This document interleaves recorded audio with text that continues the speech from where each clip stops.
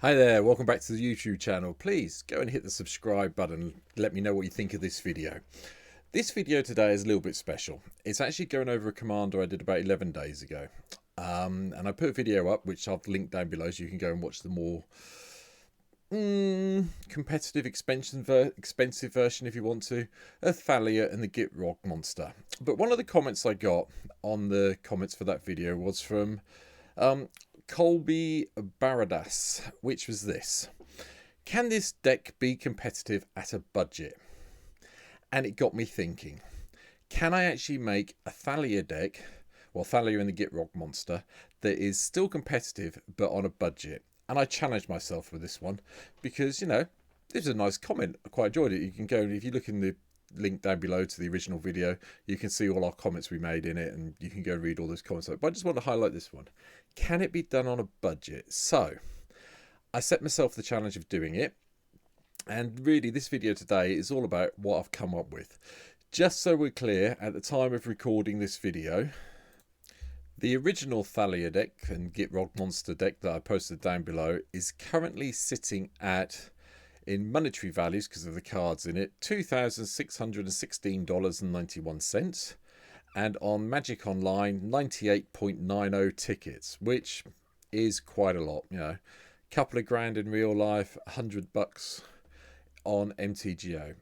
The one I'm talking about today, as I record this video, and I'm not going to say it's going to be there when this video goes live, but at the moment, for the paper-based version, it's seeing $69.77 and 8.71 tickets on MTGO.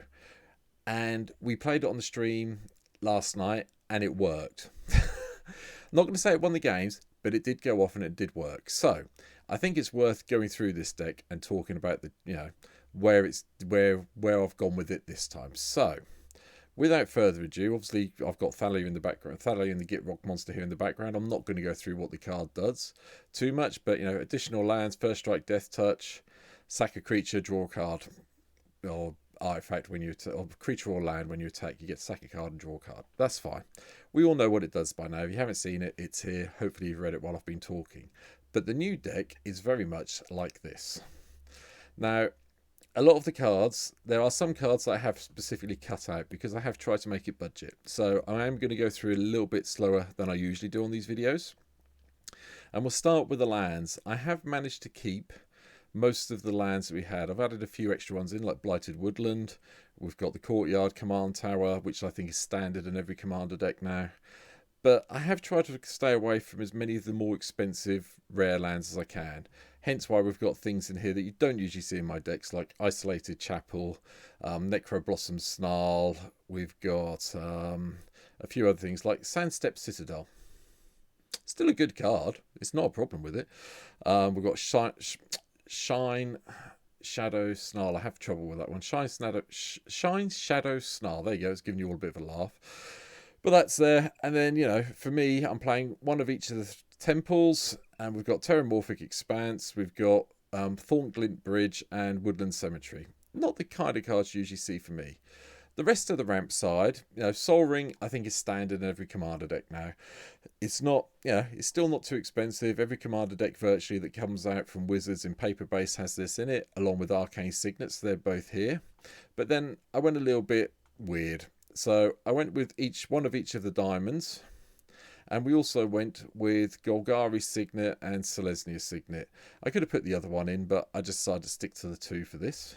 We've also chucked in Burnished Heart and also Solemn Sim in this deck. That's kind of how we're going to get the mana to work, but we've got a few other little tricks. So the quickest way I decided to build this deck was to really focus on landfall and doing the tokens go wide strategy.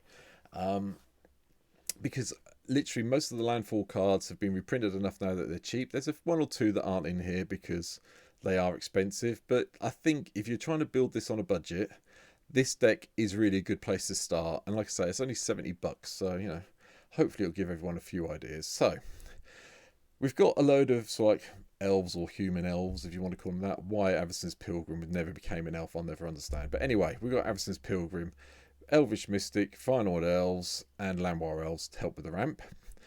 Jahidi Offshoot is the first of the landfall creatures we've got, just so we can gain a little bit of life when we play those lands. And the other thing that I don't, maybe could go in the more expensive version, is Sky Shroud Ranger. I forgot this card existed, to be honest. And if you can tap it to put a land into play from your hand, all well and good. Going forward from there, we've tried to keep it reasonably cheap, as I said. So, Azusa's Many Journeys is here. You get, when you play this as the Saga, you get to play the additional land, and you gain a bit of life. And then, you can exile the Saga, return it. You get a 3/3 human monk, and when it becomes blocked, you get to untap up 3 lands. So it does help a little bit, but it's more the extra land play when you first play it's here for. Druid class is back in the deck. Again, landfall, get a life when you landfall, but you want to get it to level 2 so you can play the extra land each turn. And a little bit of ramp with Farseek. We can go and get some of the lands out, we can go and get a swamp or plains out of the deck. Or maybe, even Radiant Grove if we need to, just so we get an extra jewel. That's why that's here. Kalani Heart Expedition, another landfall card, which lets you go and get some lands, which obviously you want with this deck. You want to be getting your lands out. Lotus Cobra is still one of the more expensive cards in the deck, I'll be honest about it, but it's just too good not to have in the deck, so you can get the ramp on and get Thalia out maybe that turn earlier. Likewise, Paradise Druid replaced Azusa Lost But Seeking. Obviously, it's not quite as good, you don't get the extra land drops, but it gives you the ramp you need. Rampant Growth gets you land, along with Roaring Earth gives you a nice landfall trigger to make your creatures a little bit bigger when you play a land, or you can channel it away. Roots of Wisdom is one that I bought in from Kaldheim, because you can mill 3 cards and return a land or an elf card from your graveyard to your hand if you can't draw a card. And since you've got a few elves, I'm not going to say you've got hundreds of elves, but you've got 4, so you're either hopefully going to get a land or an elf from it. Sylvan Scry just lets you go and get any land you want, so maybe if you're land missing. And the Binding of the Titans, I quite like this one. Each player mills 3 cards. Yeah, okay. Exile up to 2 target cards from a graveyard for each creature exiled. This way you gain a life. And then the third one is you return a land card or a creature from your graveyard to your hand. Gets you through your deck a little bit, and hopefully, just the extra land trigger's nice. We've been through everything that's here, apart from Armillary Sphere. Just another way of going searching lands out that's colourless. So, you can get those 2 basic land cards if you're colour missing. So that works quite nicely. Over on the 3-drop side, Retreat to Hagrazin. This was in the original deck. It's staying in here. Cultivate's reappeared. Again, I think it was in the original, more expensive version. Elvish Rejuvenator, another way of getting a land into play when you've got some things that will trigger the landfall. Along with Farhaven Elf, go and get basic land, put it into play tapped. Harrow is here, so you can sack one of your lands off, maybe sack off something if you do it properly. You can stack the triggers properly. You can sacrifice it or whatever you want to do and go and get some more useful lands from Harrow. Pulse of Murasa. Again, another card I forgot this existed, but this actually lets you return a land card from your graveyard to your hand and you gain 6 life. 6 life in this deck can be very useful, believe me.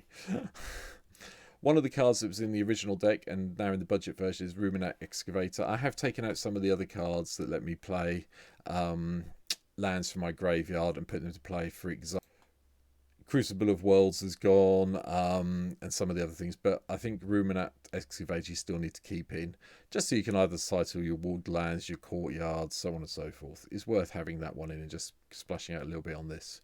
Reclamation Sage, just to deal with some of the annoying enchantments and artifacts that are coming through. Retreat to Kadzu, gain the life or put a +1/+1 counter on a creature if you need to. Again, Rites of Flourishing was in the original deck as another card that you really do need to keep in this version as well, just so you can get that additional land drop. The extra card draw doesn't help either. Tireless Provision is still here. Go and get a treasure token which you need probably, or the food if you really need to get some life back. And Tireless Track is here to do the whole clue trick, so they're both in. Wood Elves lets you go and get a forest card, put it onto the battlefield, then shuffle. So another way of getting some landfall triggers. And Courser of Crewfix. Again, another card with landfall. A little bit more pricey than it should be probably at the moment, but you can play the lands from the top of your library. When you play a land, you gain another life. Felidar Retreat is here, the 4th retreat, as for want of a better phrase. It's here because we like having the cats, and likewise retreats for Emiri is here as well because we like having the allies. And this one does let you pump for a turn, and this one, gets you to do it permanently. Obviously, the Felidar retreat's a lot better than retreats for Emiri, but we're trying to keep the costs down. And notice that I haven't got anything in here like Parallel Lives, Anointed Procession, so on and so forth. They are expensive, and to keep the costs down, I have gone with the cheaper options. Bear that in mind. Emeria Angels, a lovely way of getting landfall triggers and getting all those bird tokens, because flyers are always useful. Circuitous Route Peregrination are all here as well, just to go and get lands out of our library, along with Sudden Reclamation in mill 4 cards and return a creature card and a land card from your graveyard to your hand. So 4 mana you get a land and a creature, so it does work, especially if you manage to get your Solemn Sim killed off. You can bring it back to do it again. Slimefoot Survey is also in. Search your library for up to 2 land cards that each have a basic land type. Put them onto battlefield, tap, then shuffle. And then look at the top X cards of your library, where X is the number of basic land types amongst lands you control. Put up to one of them on top of your library and the rest on the bottom of your library in a random order. You're going to probably do an X is 3 most of the time with this. You do get a decent scry off it once you hit it at 5 mana. Glorious Sunrise was just some way of giving all the creatures we're hopefully going to be making trample, off the Emeria Angel, the Felidar retreat, the retreats for Emeria, and it triggers every turn. So another cheap way of pumping your creatures up. Or if you need to get the ramp on, you can give a land so it taps for 3 green. Or you can draw a card if you've got Thalia and Gitrog monster in play, just gain 3 life. It's up to you, but it's probably mainly here for the +1/+1 and trample each turn. Shamanic Revelation, just so we can draw some cards, and we'll have hopefully quite a few creatures with power 4 or more, so we can gain a bit of life as well. Spore Mound is just another landfall creature. Is it the most efficient one? No. 5 mana for a 3/3, but every time you play a land, you do get sapling tokens, so you do get some blockers coming off it. And the Mending of Dominaria.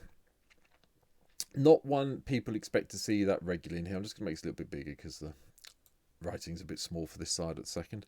But mill 2 cards, then you return a creature card from your graveyard to your hand. That's fine. Gets you anything back you've got there for the first 2 sides.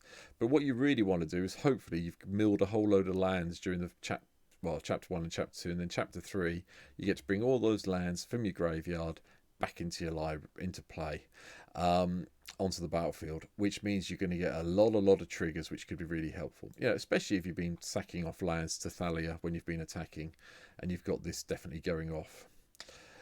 Zendikar's Royal is in as well. Another way of getting tokens when you drop a land. These are 2/2 elemental tokens, so that's pretty good. And I've gone with Frigid Judge of Valor, purely because I figured we'd be able to cast a couple of spells each turn. And you can look at the top 3 cards of your library, put one of them into your hand and the rest into your graveyard. And if you've got something like the Excavator in play, or one of the cards that's coming up, or you're about to have the Mending go off, get those lands back into play and trigger everything again. Majaja Bregard Protector is another landfall creature, obviously, which is nice. It produces more tokens, and it's a 2/3, and it pumps all your creatures up, so that's really nice. And Perennial Behemoth is also in the deck. It lets you play land cards from your graveyard when it's in play, and you get to unearth it for 2 green. Now, I'm not going to say you want to unearth it. You want to try and keep it in play at 5 if you can. But a 2/7 blocker is quite useful a lot of the time, so bear that in mind. Primeval Bounty is just another way of making some beasts, or if we play lands, we gain some life. When we cast the creatures we've got on the deck, which is 25, we do get some beast tokens, and if we cast anything that isn't a creature, we get to pump our creatures up. I can't complain about it. I really can't. The first of the real traditional landfall creatures is next up. So here's Rampaging Baloth, so we all know what it does. And then an interesting one. I put in Storm the Festival. I was worried, and I'll be honest about it, about making sure that we got things into play, and this is a really nice way of doing it. Because we're playing 39 lands and a load of ramp spells, we might even be able to pay the 16 mana in 1 turn to play it and then flash it back. It's possible. I'm not saying it's likely, but it is possible in this deck. And the final creature you're probably always expecting in a landfall deck is Avenger of Zendikar. This comes in, goes off. If you can play some of the lands back from your graveyards, you're going to have a lot of big plant token creatures in play. But that's it. that is my budget version of Thalia and the Gitrog monster, hence why the banner had budget across it. I really hope that, Colby, this answers your question. And I hope you enjoyed watching the video. So let me know in the comments. Let me know what you think. If you think there's something even more budgety we can do with it, just leave a comment and I'm sure I'll read it. I'm pretty sure Colby will read it as well. But that's it for now. I'll see you in the next video. Take care. Cheers. Bye.